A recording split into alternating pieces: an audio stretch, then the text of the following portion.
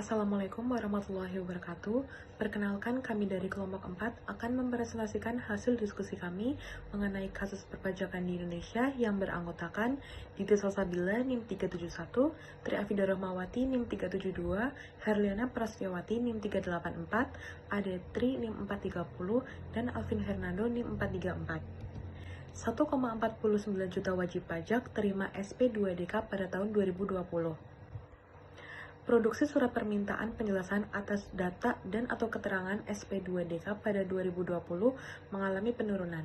SP2DK merupakan surat yang diterbitkan oleh Kepala Kantor Pelayanan Pajak untuk meminta penjelasan atas data dan/atau keterangan kepada wajib pajak terhadap dugaan belum dipenuhinya kewajiban perpajakan sesuai dengan ketentuan peraturan perundang-undangan di bidang perpajakan.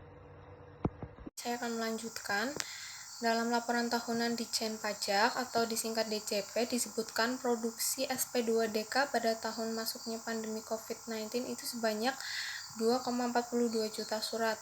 Jumlah tersebut mengalami penurunan 38,4% dibandingkan dengan posisi pada tahun sebelumnya sebanyak 3,35 juta surat. Adapun SP2DK pada tahun lalu yang sudah diterbitkan laporan hasil permintaan penjelasan atas data dan atau keterangan yang disingkat LHP2DK mencapai 1,33 juta atau sekitar 54,9% dari total produksi SP2DK. Pada tahun 2019, SP2DK selesai mencapai 2,75 surat atau 82,1% dari total produksi. Jumlah wajib pajak yang menerima SP2DK tahun 2020 itu sebanyak 1.496.513 wajib pajak. Jumlah wajib pajak dengan SP2DK selesai sebanyak 817.849 wajib pajak. Tulis otoritas dalam laporan tahunan 2020 DCP. Adapun nilai realistis atas SP2DK yang terbit pada 2020 mencapai 66,85 triliun, sementara nilai realisasi atas LHP2DK yang terbit pada tahun lalu mencapai 70,5 triliun. SP2DK merupakan bagian dari kegiatan pengawasan yang dijalankan DCP. Selain mengenai produksi SP2DK, ada pula bahasan terkait dengan penyesuaian kebijakan terkait dengan jenis kendaraan bermotor yang dikenai pajak penjualan atas barang mewah atau disingkat PPNBM.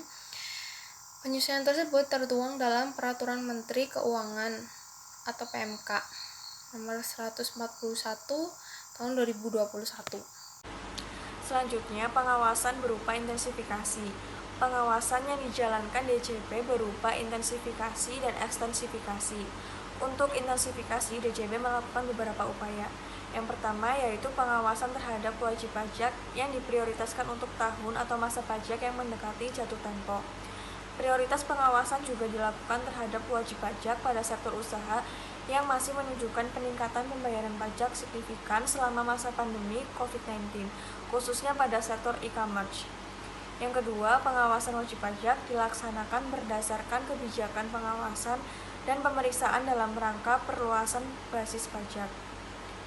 Yang ketiga, percepatan penyelesaian persiapan pengawasan berbasis kewilayahan.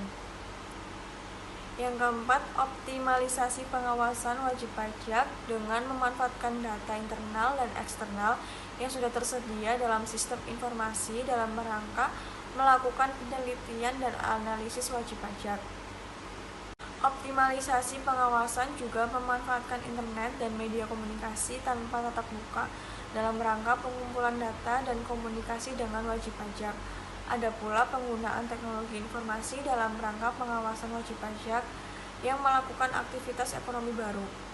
Yang terakhir, pengawasan pembayaran massa dilakukan secara rutin dan terus-menerus terhadap pemenuhan kewajiban pembayaran pajak.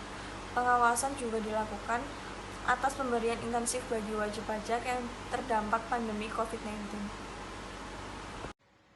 Baik, selanjutnya PPNBM, mobil dengan emisi karbon rendah.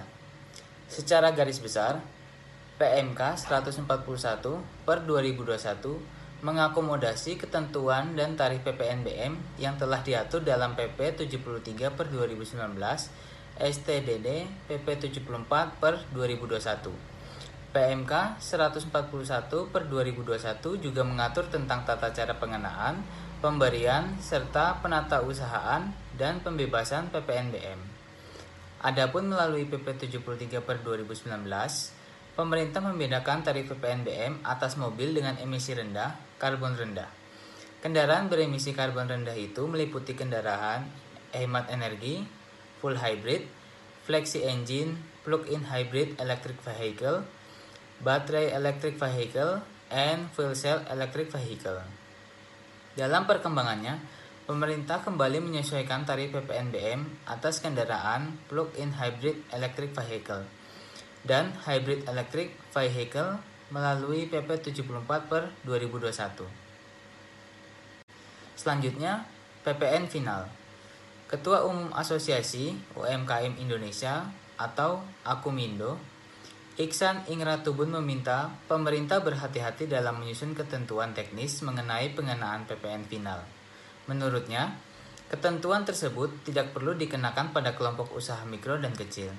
Dia meminta pemerintah mengesampingkan pengenaan PPN final pada pelaku usaha mikro dan kecil yang saat ini persentasenya sekitar 97% dari total UMKM. Menurutnya, kelompok usaha mikro dan kecil masih membutuhkan dukungan setelah mengalami tekanan berat akibat pandemi COVID-19. Selanjutnya, taks rasio Kepala Badan Kebijakan Fiskal BKF Febrio Kacaribu mengatakan UU Harmonisasi Peraturan Perpajakan atau HPP akan mempercepat perbaikan taks rasio. Jika ekonomi pulih lebih cepat, target taks rasio mencapai 10%, tidak perlu menunggu pada 2025. Dia menjelaskan dampak UU HP akan terasa pada 2022 atau tahun pertama pemberlakuannya.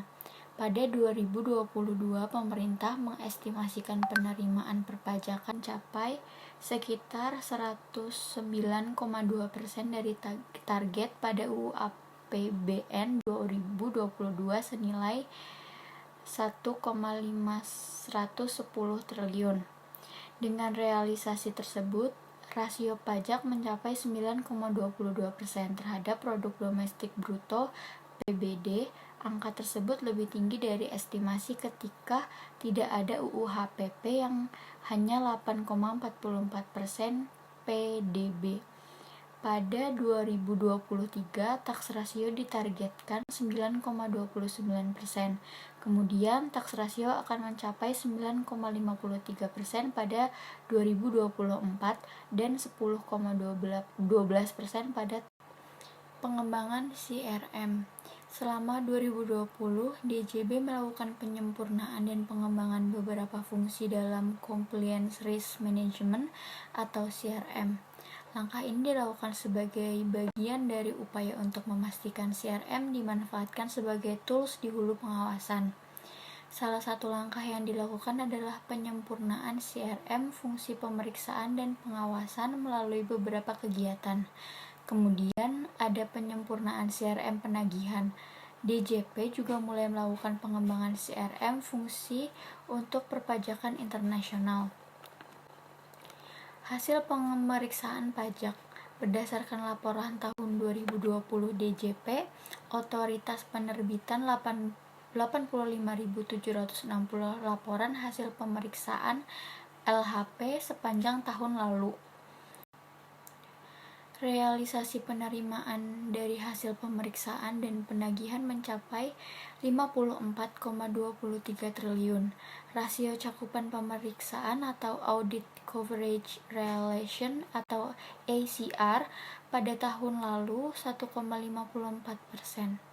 ACR mewakili besaran cakupan pemeriksaan yang dihitung berdasarkan perbandingan antara wajib pajak yang diperiksa dan jumlah wajib pajak yang wajib menyampaikan SPT.